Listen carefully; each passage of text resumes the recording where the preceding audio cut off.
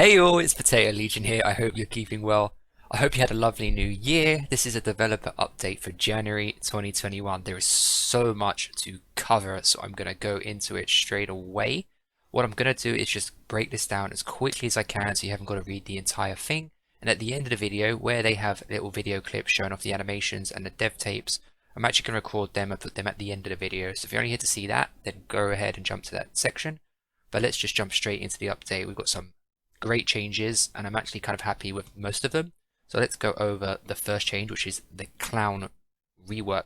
So Clown will now have two bottles. He has his standard bottle, and the buff is now reducing his time to reload to 3 seconds rather than 5 seconds, which is great because his previous time took way too long. And now he has another gas, which is called an antidote, which actually speeds up anyone that's in it rather than slowed down.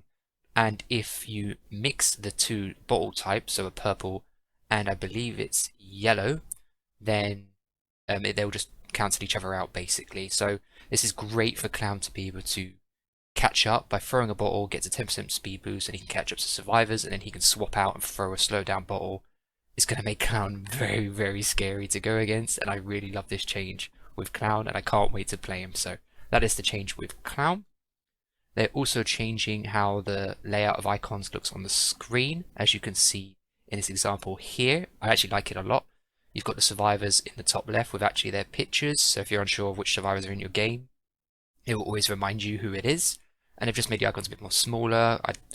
There's been no cases in whenever I've played with the icons blocking my screen, but maybe for someone else. This has just made it a lot more clearer and it's a lot more better in my opinion. That's what that's about, and you can also scale these icons as well in the options menu, which is great. They've also adjusted the survivor animations, which actually look really, really good, and I will jump to the end of the video where you can see that in full.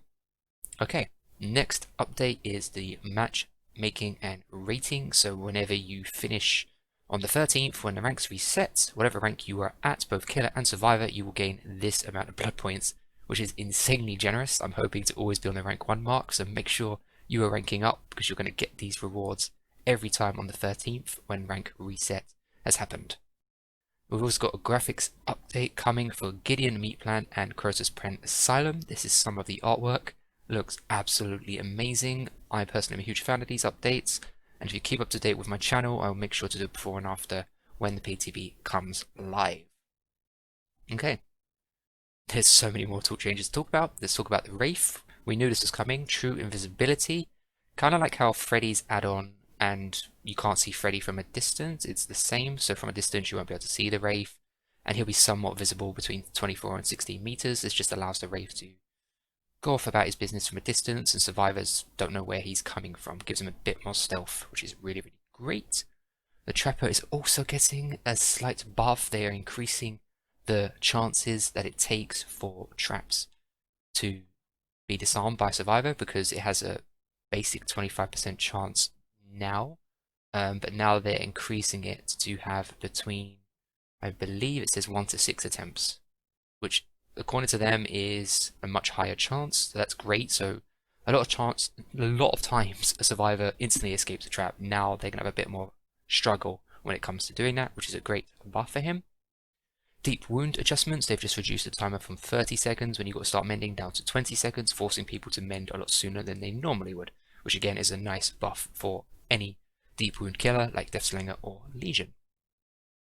The version Pebble is now getting a reduced in timer for when you can use it again, which is great.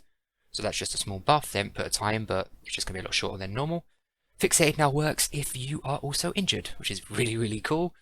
Okay, the big change, which I'm sure a lot of you are either happy about or not happy about. In short, Hex Undying is getting nerfed massively.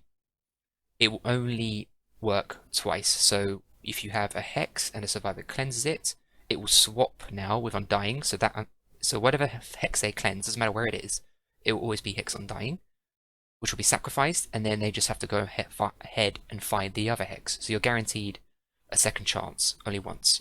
So you're not guaranteed the four chances, you're only guaranteed the 1. I think this change is actually okay.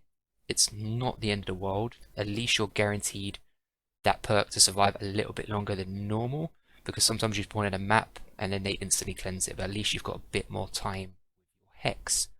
The other big change is now you cannot see auras when someone is approaching a hex, so you can't really defend it like you used to. It only works on doll totems. It's still a good source of information when survivors go ahead and cleanse dolls. You'll still be able to see their aura, but no longer for hexes. So I'm sure a few of you are going to be upset about this, but I can see why they've made a change. The meta was Hex Undying and Ruin, and it was a bit too strong in my opinion. But it was one of those cases where survivors can fight it really quickly or they can get really unlucky. So at least this way you've definitely got a second chance with Ruin. And also another thing to mention is it doesn't remove stacks. So like Devour Hope, if you had 3 stacks and they cleansed it before, you would lose stacks, but now you don't lose stacks.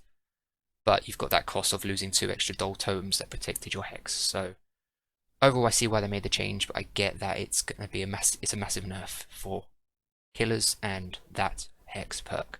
Iron Maiden is now just the exposed status effect from 15 seconds to 30 seconds. Open-handed, they've just increased the aura range, just slightly bigger than before. Second wind, they have now reduced the time.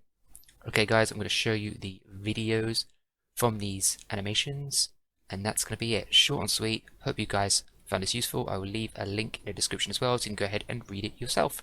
I'll catch you all in the next video, and if you want to see me live and have a chat about this update, please join me on Twitch. I'll be going live very shortly.